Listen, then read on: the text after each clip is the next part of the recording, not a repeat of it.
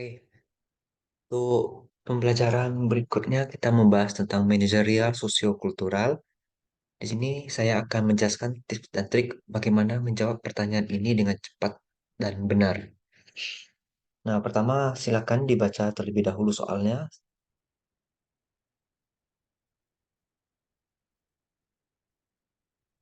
Nah, dalam hal ini jawabannya adalah A. Jadi kita mengadakan pertemuan dengan seluruh anggota tim penjualan untuk mendiskusikan strategi yang baru. Nah, kalau kita melihat di sini, kalau kita memilih B, kita ada ke konsultan itu jelas membuang biaya. Kalau C, kita evaluasi tiap bulan, ya lama nunggunya kan? Kalau yang D, mengadakan sesi pelatihan intensif selama 1 minggu, ini juga menguras waktu dan tenaga ya. Maka yang paling tepat itu sebenarnya A. Jadi mencerminkan peningkatan keterampilan dan pengetahuan untuk mencapai hasil yang lebih baik yang sesuai dengan semangat orientasi pada hasil dalam kemampuan manajerial. Soal nomor 2, silakan dibaca terlebih dahulu.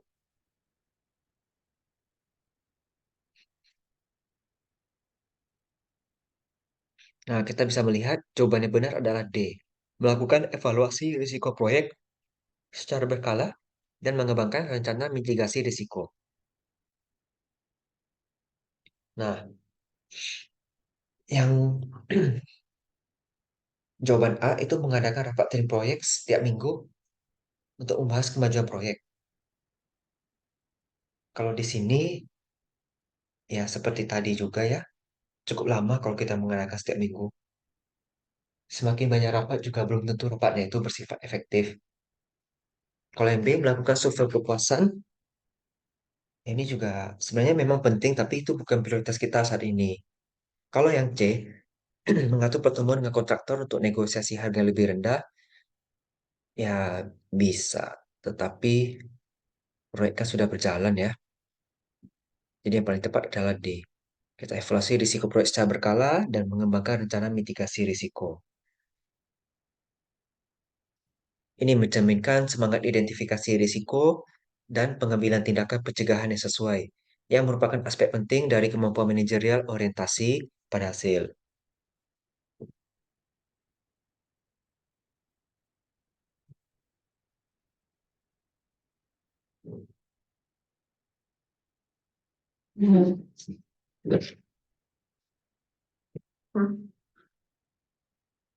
Berikutnya soal nomor 3. Silakan dibaca dulu.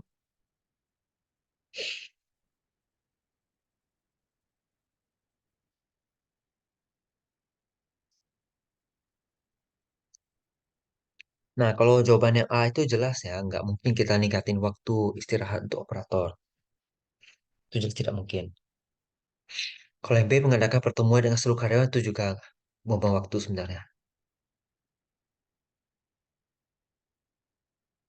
Kalau yang D menambah jumlah mesin cetak, ya secara logikanya memang bisa meningkatkan kapasitas produksi, tetapi jumlah mesin cetak kita tambah banyak itu merugikan perusahaan juga di satu sisi karena investasinya cukup mahal, meskipun itu sifatnya sewa, tetap saja sewanya lumayan tinggi. Jadi yang paling tepat adalah C, melakukan pelatihan khusus bagi operator mesin, cetak tentang teknik pemeliharaan dan peningkatan efisiensi operasional. Tindakan ini bisa mencerminkan semangat peningkatan keterampilan dan pengetahuan untuk mencapai hasil yang lebih baik, sesuai dengan semangat orientasi pada hasil. Soal nomor 4, silakan dibaca terlebih dahulu.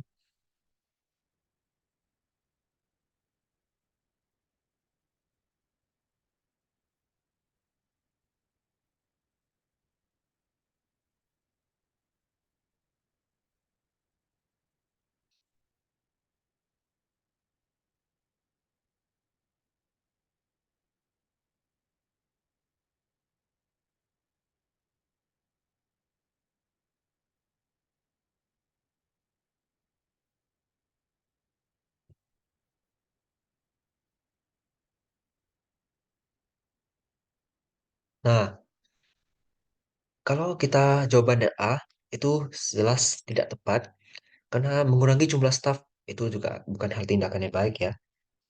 Karena beberapa staf itu kan memang sudah ada yang lama juga. Nah, kalau yang B, menerapkan aturan yang lebih ketat terhadap staf ini juga sulit. Staf itu sebenarnya adalah aset dari suatu lembaga ya. Kalau kita berikan tekanan terlalu kuat, aturan yang ketat, sulit juga bagi kita. Kalau dia menambah persyaratan lebih banyak untuk mengajukan permohonan layanan publik, ini jelas tidak, karena ini akan merugikan masyarakat. Sedangkan organisasi publik ini kan sifatnya harus yang mendukung masyarakat. Jadi yang paling tepat adalah C. Jadi diajarkan tentang etika, komunikasi efektif, dan penanganan konflik. Alasannya C lebih tepatnya dengan melakukan pelatihan, ini bisa menunjukkan komitmen peningkatan kualitas layanan publik kepada masyarakat sesuai dengan target yang ditetapkan. Soal nomor 5. Silakan dibaca terlebih dahulu.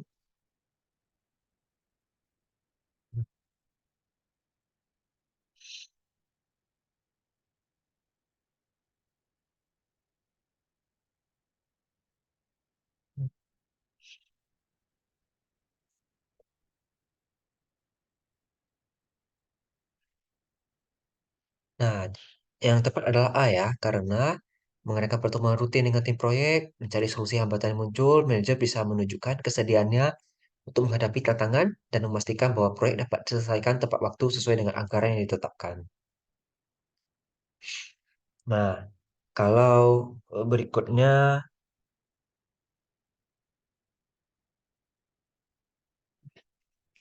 kalau kita pilih yang B, menambahkan fitur tambahan pada desain, apakah itu akan berguna semua? Belum tentu. Kalau yang C, melakukan evaluasi kinerja individu setiap bulan, dikhawatirkan buang waktu saja.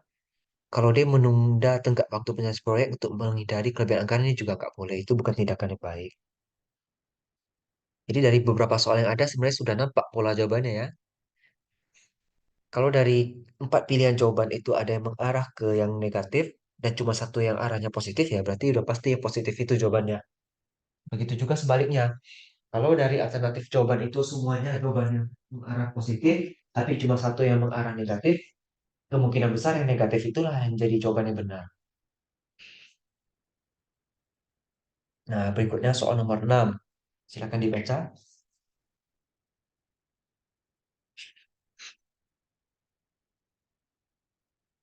Jawaban tepat adalah C ya, mengadakan lokakarya tentang pengelolaan emosi, komunikasi efektif, dan pengambilan keputusan dalam konteks lintas budaya.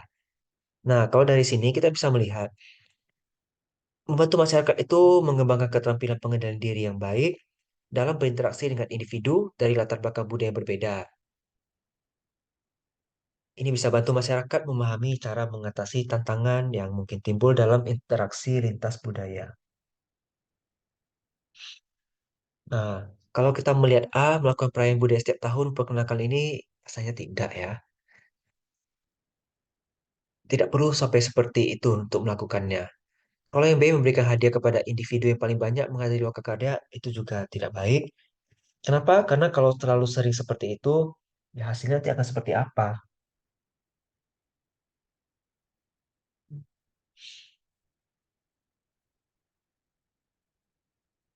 Nah, kalau yang D memperkenalkan undang-undang baru untuk melindungi keanekaragaman budaya, secara undang-undang itu memang pasti ada, tetapi kita tidak perlu sampai memperkenalkannya secara intens kepada masyarakat.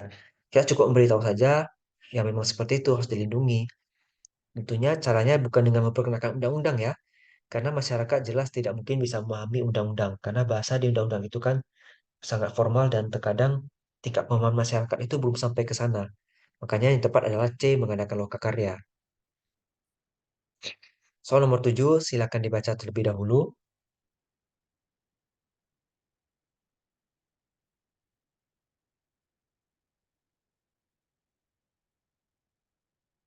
Jawaban yang tepat adalah C.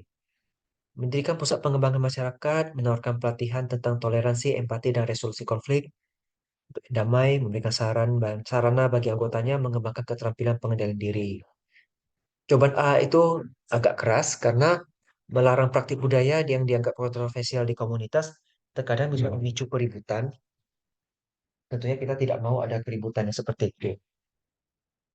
Untuk yang B, mengadakan demonstrasi publik untuk menunjukkan kekeragaman budaya, itu juga nggak baik. Demonstrasi bisa dilakukan dengan cara yang benar, tetapi kalau sudah sampai level publik, itu biasanya mengarah ke hal yang negatif, sehingga itu sangat-sangat tidak disarankan. Nah, berikutnya kalau yang D, memasang spanduk besar, nah ini juga nggak seperti itu juga ya.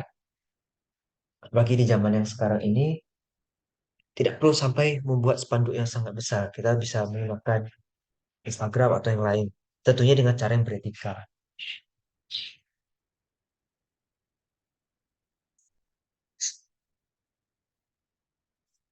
Berikutnya soal nomor 8, silakan dibaca terlebih dahulu.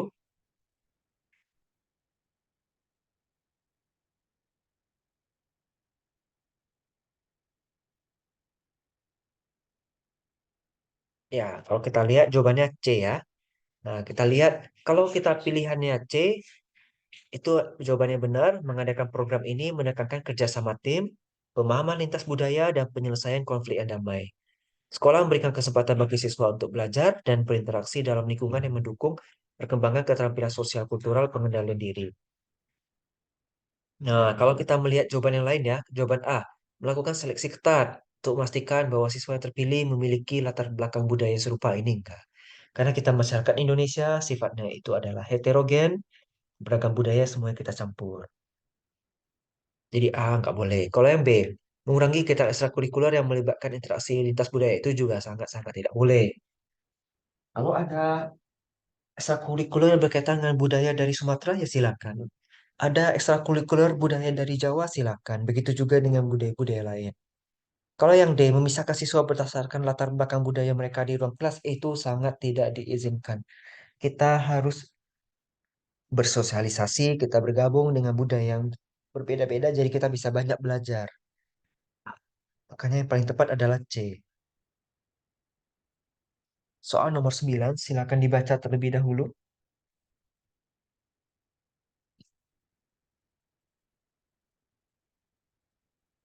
Hmm. Ya, jawabannya benar adalah C, mengambil napas dalam-dalam, membuat daftar prioritas, dan bagi tugas menjadi bagian-bagian yang lebih kecil.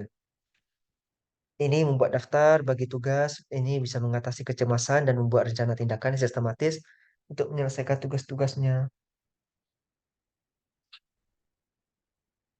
Nah, kita bisa lihat beberapa alternatif jawabannya. Kalau A, melarikan diri dari masalah dan menghindari tugas kuliah, itu tidak bisa. Kalau ada muncul seperti itu, ya kita selesaikan tugas kuliahnya baik-baik. Kalau yang B, menunda penyelesaian tugas hingga mendekati deadline, itu juga sangat tidak baik. Kalau bisa, jauh hari sebelum deadline kita selesaikan. Yang D, mengalihkan perhatian dengan melakukan aktivitas yang menyenangkan seperti menonton film atau bermain game. Untuk jangka waktu yang singkat itu diperbolehkan, boleh, tidak apa-apa. Tapi kalau dilakukan terus-menerus itu jelas bisa memberikan dampak negatif. Jadi itu sangat tidak direkomendasikan. Soal nomor 10, silakan dibaca terlebih dahulu.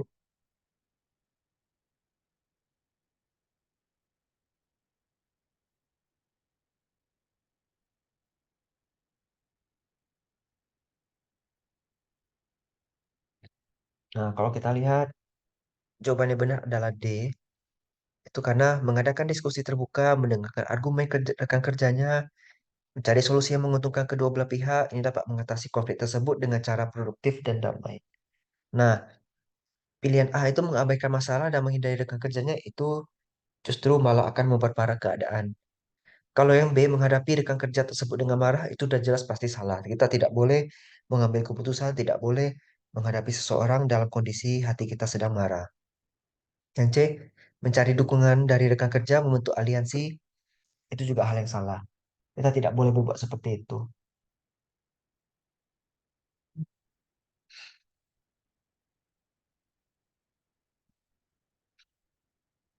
Soal 11,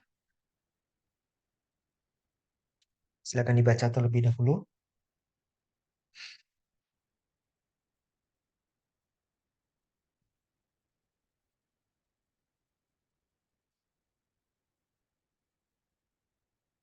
Ya, jawabannya benar adalah C ya.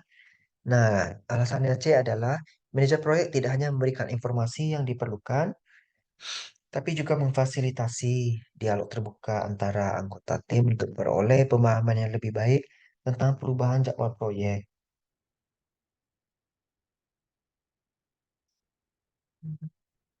Nah, kalau kita melihat dari jawaban tiga alternatif jawaban yang lainnya ya, kenapa dia malah C yang benar? Kita lihat kalau A itu kan kebutuhan untuk berkomunikasi dengan tim yang utama, ya enggak. Semuanya harus ada komunikasi baik dengan tim utama maupun dengan anggota. Kalau B memberikan instruksi tanpa memberikan penjelasan yang memadai, ya juga nggak boleh. Kalau nggak jelas gimana caranya kita mau bekerja. Nah, kalau yang D menghindari konfrontasi dengan tim, itu juga nggak bisa. Kita harus tetap bagaimanapun berjumpa dengan anggota tim supaya kegiatan kita berjalan lancar. Untuk berikutnya, silakan dibaca terlebih dahulu.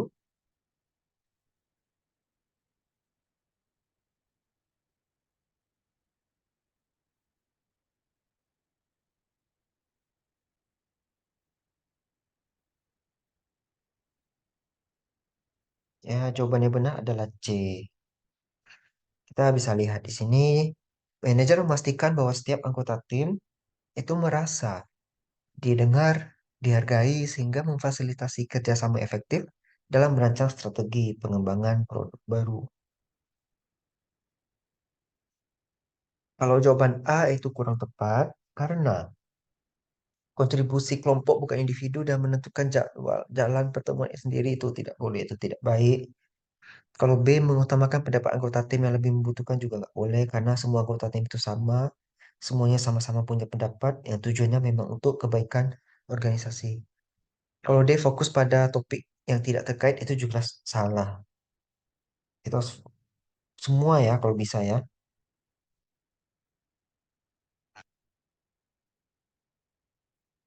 Oke, jadi itu tips dan trik ya untuk menjawab soal yang tes PPPK. Di sini kita bisa melihat pola dari jawaban yang sudah disediakan. Pokoknya jawaban yang sifatnya positif atau negatif yang lain sendiri, maka itulah jawaban yang benar.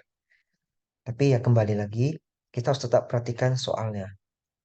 Dengan memperhatikan soal yang tepat, memperhatikan pola jawaban, kita bisa memberikan tanggapan atau solusi yang untuk menanggapi soal yang tersebut itu. Jadi disimak baik-baik soalnya. Karena ini kan sifatnya PPPK ya. Beda dengan tes CPNS yang misalnya tes intelijensi umum itu juga cara-caranya pasti berbeda. Semoga dengan pembahasan tips dan trik ini bisa memberikan rekan-rekan wawasan baru sehingga bisa lolos pada ujian yang akan datang. Saya ucapkan terima kasih. Semoga video ini dapat membantu teman-teman semua. Selamat malam.